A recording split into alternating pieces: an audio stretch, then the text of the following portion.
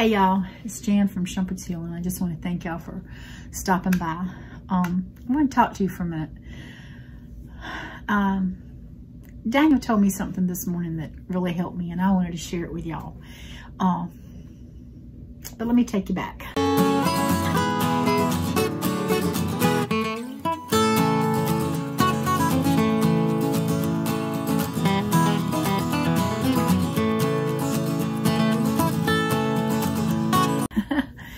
You know, it's been a difficult year for us.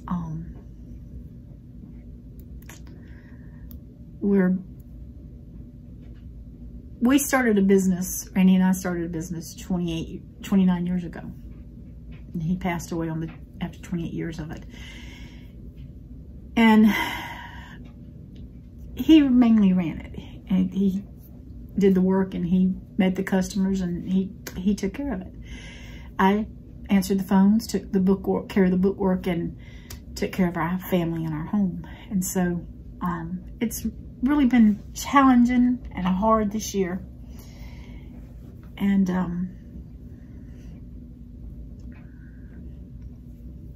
we're at the point that we've got to make some very tough decisions about our business. And yesterday was just one of those, well, let me just say, I tend to let things get me down, and I stress out. Oh, do I stress out? And I worry. And I know that's not what the Bible tells us to do, but I get that from my mama. I do worry a lot. Daniel seems like it's a duck. He's a duck with water on his back, just rolls off. It doesn't seem to bother him. He says it does bother me, but I try not to let it get me down. He's a lot like his daddy when it comes to that. Randy wasn't a big worrier. I know there was times he did worry. I know there was things he was concerned about when it come to work. He couldn't get it figured out. But most of the time, he didn't worry about it. Randy would say, everybody needs to be a well driller once in their life. It's a very hard job. Your equipment's always tearing down. You're trying to figure out what's going on when you're not getting water return, and water's going out under the ground. It's just a very hard job. And any well driller that I've talked to, it's men, and they tell me it's really a hard job.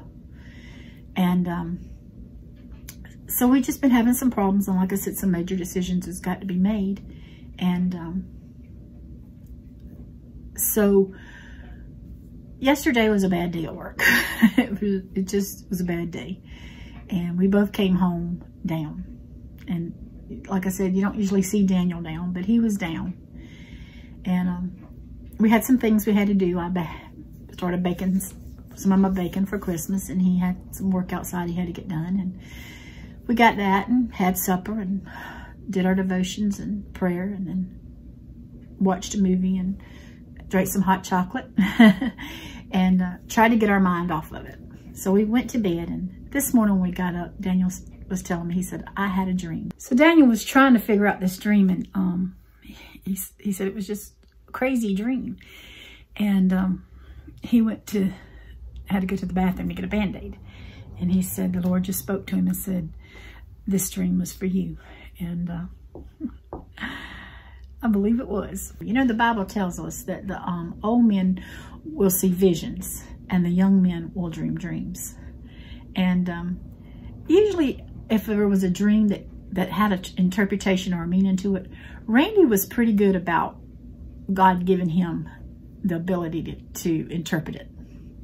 But he wasn't here for this one. So, but Daniel was telling me about his dream, and he said, we were going down this road, this dirt road that we had went down countless times.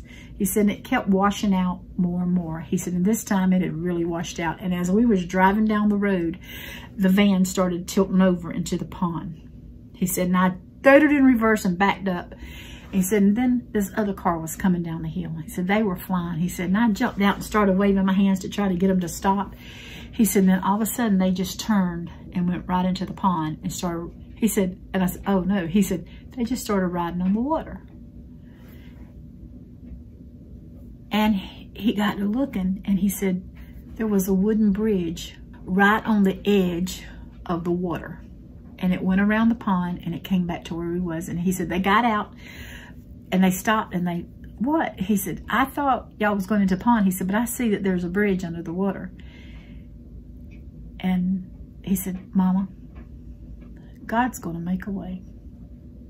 He said, when there don't seem like there's a way, God's going to make a way. You know, I'm reminded of some of the people in the Bible. Look at Peter. When Peter seen Jesus standing on the water, he said, Lord, I'm going to put my words, make a way so I can come out there to you. And Jesus told him to come on. And as long as he kept his eyes on God, he was okay. He was walking on that water. But the minute he took his eyes off of God, he started to sink.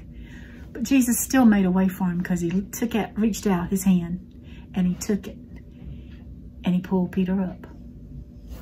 You know, the widow lady and her son,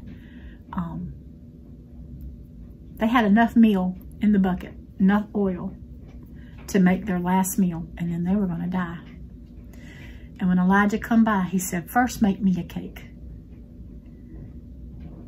How hard would that have been? You're on your last. You're not going to have anything else to feed your child. Not talking about yourself, but your child. You don't have anything else to feed them. And here's a prophet saying, feed me first. And she was obedient. And the Bible says obedience better than sacrifice. So she was obedient.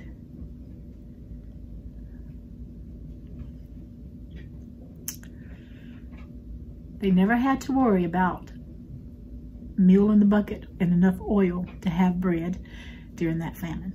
God took care of them. And look at Moses. They had the Red Sea in front of them, and God parted it for them so that they could go through, and Pharaoh and them coming right behind him, and they didn't make it. Years ago, we went to, I told you we like to go to Amish country. And when we would go up on Sundays, we would go to church. And it's usually a Mennonite Amish church that we would go to. And I remember going to this one time, and he was talking about Moses. And I just found it very interesting because he said, if they had cut, you know, they turned to go into the Red Sea. If they had turned 75 miles before they got to the Red Sea, if they would have turned, they would have never hit the Red Sea. They would have went on dry land, and what would have happened? Pharaoh and his men would have got them. But they were obedient to God. They went that 75 miles further, and they come into the Red Sea. And it looked hopeless. It really looked hopeless. But God made a way. I know God's going to make a way for me and Daniel. I trust him. But if you got something in your life, God can make a way for you too. Thank you for listening. I hope this has helped somebody, not just me. It did help me, and I wanted to share Daniel's dream because it meant a lot to me. God means a lot to me. And so, thank you for watching. Now take care and God bless.